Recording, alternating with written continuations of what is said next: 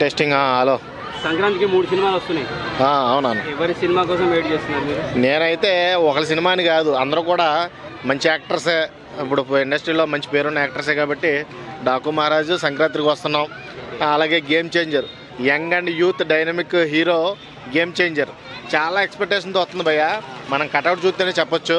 256 feet అంటే మనం యాక్చువల్గా దీని గురించి మాట్లాడుకోవాలంటే ఆల్మోస్ట్ ఒక ఫోన్ స్టోరేజ్ ఎంతమాట అంటే 128 అండ్ 256 2 కేటగిరీస్ ఉంటాయి స్టోరేజ్లో. అలాగే స్టోరేజ్ ఫుల్ అయిపోయిందని చెప్పాలి. అంటే ఆల్మోస్ట్ హౌస్ఫుల్ బోర్డు పడిపోయిందని చెప్పాలి. ఏది గేమ్ చేంజర్ రామ్ చరణ్కి. ఆల్రెడీ సుకుమారు, చిరంజీవి గారు చూసి ఒక రివ్యూ కూడా అనౌన్స్ చేశాడు సుకుమారు. ఏమనంటే ఇంటర్వెల్ బ్యాంగ్ నేను ఎక్స్పెక్ట్ చేయలేదు భయ్య, అద్భుతంగా ఉంది. ఆ బ్యాక్ డ్రాప్ ఏదైతే రియలిస్టిక్ స్టోరీ ఉందో అసలు క్లైమాక్స్ అయితే నేను ఊహించినట్టు ఉంది. ఈ ఖచ్చితంగా శంకర్ గారు మార్క్ అయితే ఈ సినిమాలో పడింది. పక్కా ఒక రికార్డ్ అయితే మళ్ళీ చరణ్ ఖాతాలో పడద్దని చెప్పేసాడు. అంతా క్లియర్గా చెప్పినప్పుడు మనం ఇంకా ఏ సినిమా హిట్ కొడద్దని ఇంకా క్వశ్చన్ ఉండకూడదు.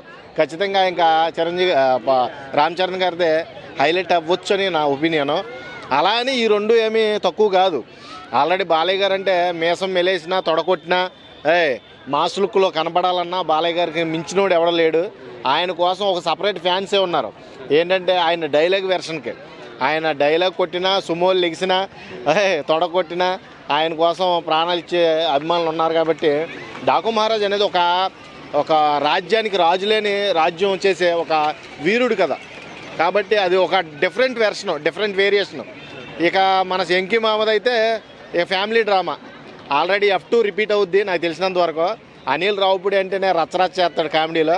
కాబట్టి ఈ F2ను రిపీట్ చేయొచ్చు, ఎందుకంటే ఫ్యామిలీ డ్రామా కాబట్టి. ఆల్రెడీ రమణ గోఖలే గారు చానాల తర్వాత మంచి సాంగ్తో వచ్చాడు. అందరూ కూడా ఊపుపడు.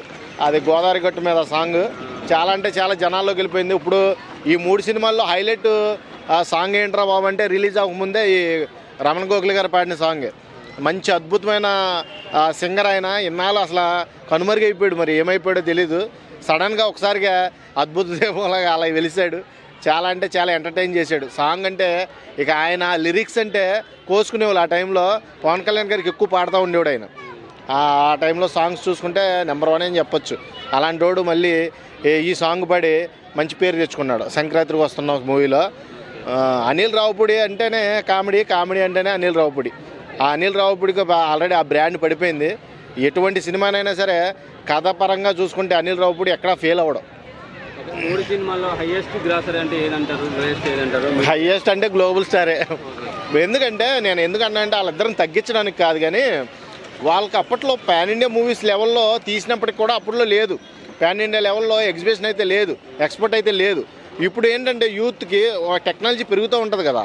అలాగా మనోళ్ళు వచ్చేసరికి టెక్నాలజీ బాగా డెవలప్ అయింది. పాన్ ఇండియా లెవెల్లో రిలీజ్ అయినాయి, వరల్డ్ వైడ్ రిలీజ్ అవుతున్నాయి. కాబట్టి కొంచెం పేరు సంపాదించుకున్నారు. RRRతో ఒక ఆస్కార్ వచ్చింది, ఒక గుర్తింపు వచ్చింది ఇతనికి. అర్థమైందా మీకు? ఓల్డెస్ట్ డేస్లో అయితే వాళ్ళే నెంబర్ 1, ఇప్పుడు ప్రజెంట్ డేస్లో అయితే వీళ్ళే నెంబర్ 1. కాబట్టి ఎక్స్పెక్టేషన్ ఎవరికి వస్తుందో మనం ఒపీనియన్ చెప్పవసరంలా, జనాలకు తెలుసు. ఆల్రెడీ కటౌట్ చూసారా? ఇప్పటివరకు ఓల్డెస్ట్ బిగ్గెస్ట్ కటౌట్ అంటది. అర్థమైందా? ప్రపంచంలోనే పెద్ద కటౌట్. అలాంటి కటౌట్లో ఒకటి మన 256 feet కటౌట్ విజయవాడలో కట్టారు.